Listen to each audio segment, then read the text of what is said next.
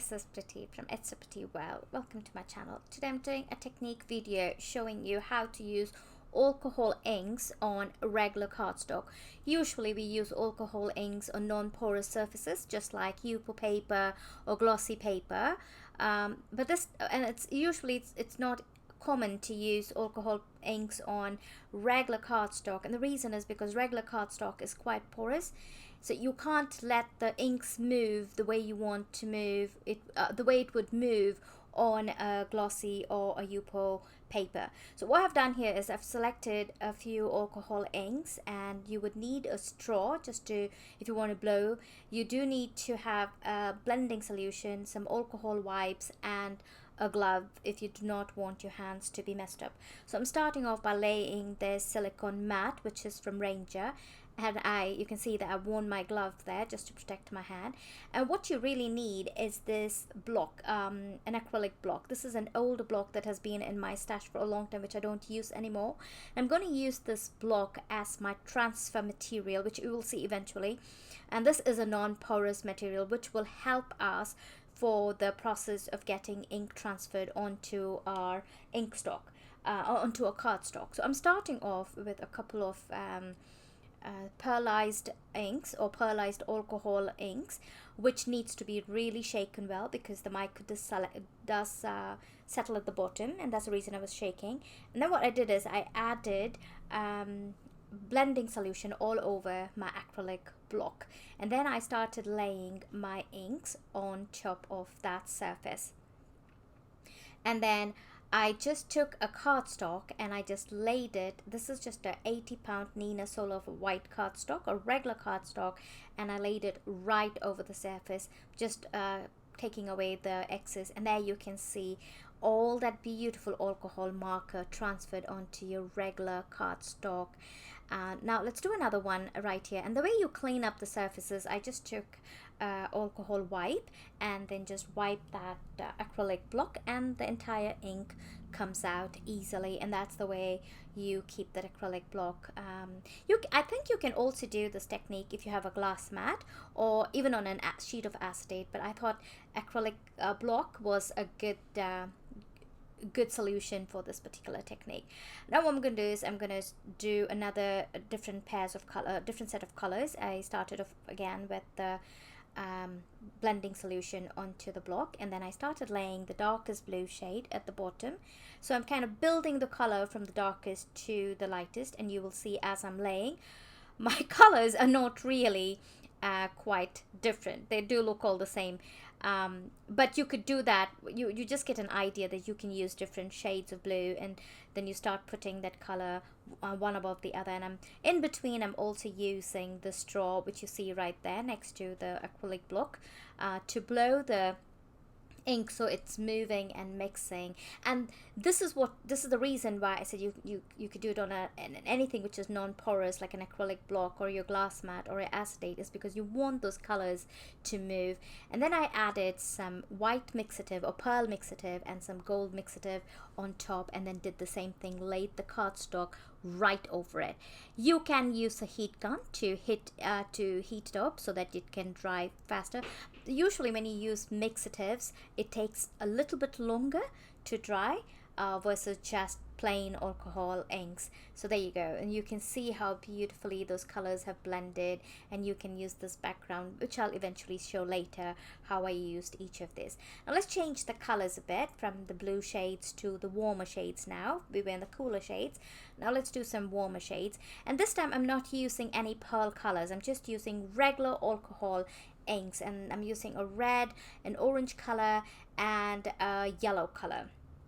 I'm doing the same thing, what you would usually do on a EUCALYPTUS paper. That's exactly what I'm doing on an acrylic block, and I'm just moving all the colors, positioning it where I wanted. I needed a little bit more color, so I added some more blending solution, and then I did the same, added that white cardstock right over it. And then when I peel off, you can see how beautifully those colors have transferred onto my white cardstock. There you go. And then I will eventually cut that and use it for my project. I'm starting off again. This time I'm using exactly the same colors, but I'm gonna add a gold mixative to this. So I'm just adding the orange blowing it with my straw, adding some red, also adding some yellow. Always make sure that you add your blending solution. It does a couple of things. One, it makes your ink move on the surface. Two, it does not dry quickly. You know, usually alcohol marker inks would dry faster because they have alcohol content in it, but because you're adding the blending solution at the bottom, it does take a little while for it to dry, and you really need that. And then I'm doing the same thing, added the mixative orange, the gold, and then I placed this on top of that surface. Now let's try to do another one here, and this time I'm using all pearl inks. I'm also using one pearl alcohol ink, and I want to show you that even if you use alcohol ink and pearl ink, they all mix beautifully. Now that purple which I'm using right there was a non-pearl ink. The blue and the pink is a pearl ink, so I'm just adding the same way that you do.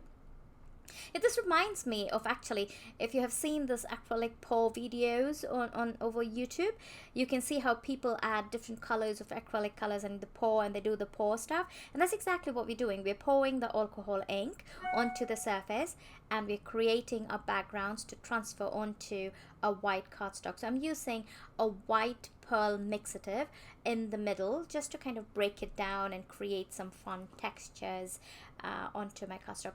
It looks like a lot of ink, but trust me, it's not really a lot of ink. It's probably almost the same amount you would be using on your Yupo paper. The reason it looks like this so much is because we add that blending solution at the bottom, and the inks is just flowy, and that's what it is. Let's try another technique here.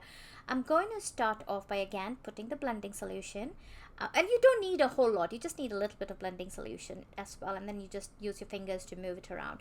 And I'm taking the red and a yellow alcohol ink onto a felt applicator, and I'm just laying in, like I'm creating a horizontal line on my acrylic book, and I'm also using a little bit of gold mixative in between to just create some texture and patterns. And then I'm going to do the same thing, take this white cardstock, and you can see that you've created those lines onto your cardstock, onto your regular cardstock. And now let's move on and let's do another one here, and this time I am using alcohol inks, all pearl, and then I'm going to use a gold mixative in between them. Mixatives are usually thicker than the alcohol ink itself. I do not know why it is that way. Maybe the mica product in it is a little more, I don't know what it is. So when you put your paper on it, I probably will eventually show you that. When you put your white cardstock in it and you take it out, sometimes you get this beautiful veining effect on your cardstock, and I will show you eventually what I mean by that. So here you go, you can see that the colors have absorbed. As I told you, the gold takes a bit to dry, so you can just heat it, like you can use your heat gun to heat it, and that should dry. I think I used a little more gold in this, so it kind of looks quite gold. You can definitely reduce it, and again you can see how I clean it up. I just add the alcohol wipes, and then there you go, it just cleans up pretty well, and your acrylic block is good to go. And here we go, I'm just showing you what we did so far. That's the first one we did with just pearl ink. This one is pearl and non-pearl ink. This is just alcohol ink. This one is alcohol ink with the gold mixative in it.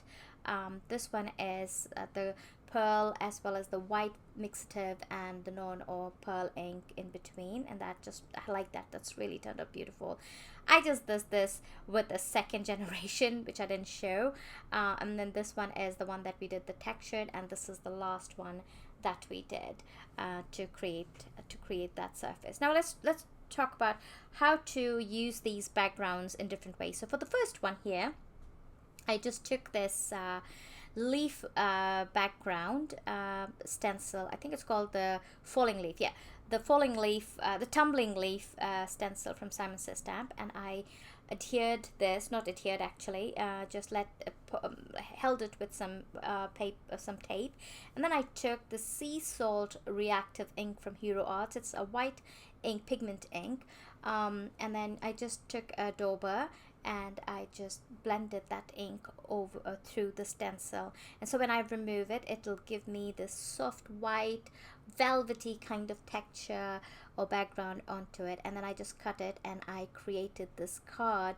using the eucalyptus leaves and thanks, I think it's called the big thanks word stamp die to make this this card. And you can see this. Here's a close-up of that card. For the next background, what I did is I took this circular lace stencil, which is also from Simon Says Stamp. Most of the products are from Simon Says Stamps that I've used. And then I'm going to take a deco foil metallic gel, which is, I think it's in copper color. I'm not sure what it is. I think it's copper color. And then I'm going to use a palette knife, aged copper palette knife, and I'm just going to spread that all over. And this gel spreads beautifully. It's almost like a peanut butter consistency, and it really spreads beautifully on your cardstock. It's so magical when I take it out. The video really doesn't capture all the glitter and the shine that this gel leaves back. Anyway, so I'm just making sure that I'm not going to the edges just enough, keeping the edges a little bit rough, just to give it some texture. And then I'm just peeling this off, and there you can see how beautiful that looks. And it's not very stiff. The gel is not really stiff. It's a very good, it kind of moves easily. Your paper kind of moves easily. And here's what I did with that. And then I just added a butterfly from Comfort and Prayer stamp set from Simon Says Stamp, and the Prayers die, which is also from Simon Says Stamp, over it. And then I was done with that for this. And then you could also stamp and emboss over this background. So that's the advantage of having a regular paper versus a UPA paper or any other non-porous surfaces. Sometimes when you heat emboss non-porous surfaces like UPA paper or acetate, they can bubble up and they can mess up your project. But because everything is done on a regular sheet of cardstock, you have so much more you can do. It can hold so much more. So I heat set it, and then I used a scissor to cut those waves in different places, and then I stacked them on the paper. That what I meant to say is I cut them all in different layers, which I'll show you. And then here we go, I'm just cutting another layer, and then I stacked one behind the other. So the top one is on a foam dot, the next one is on liquid adhesive, and then one on the top. This card turned out so beautiful. It's just beautiful. This almost looks like a deep sea, and there's an anchor inside. I did bedazzle the anchor. And then I also added some sea creatures in the back. They're so subtle in white pigment ink from Simon Says Stamp, and it looks so beautiful in real life. And there's a close-up of that picture of that card. And here's another one. This is the one I want to show you that the biggest advantage of this is that you can do Copic colors or any alcohol coloring on the surface. Like you can see here, I'll show you. I just left a little flower there to show you that it is easy, that you can easily use your alcohol marker over this background. And the reason is because the background also is an alcohol base, so it's not going to damage your Copic markers in any way. And that's an advantage when you do this. Well, you can always make colorful backgrounds with distress oxide and other things, but this is another way to create background colors using alcohol ink. So you're not limited to use your alcohol inks just on non-porous surfaces, but now you can use your alcohol ink also on a porous surface just like this. There you go. So you can see that I've easily used alcohol markers on that. Here's another card that I made using another background that I had created earlier.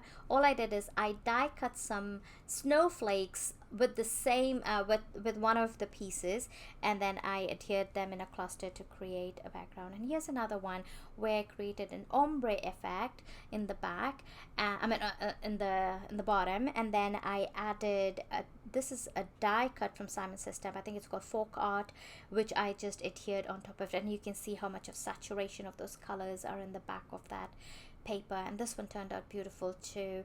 And here's another one that I created using the same deco metallic foil on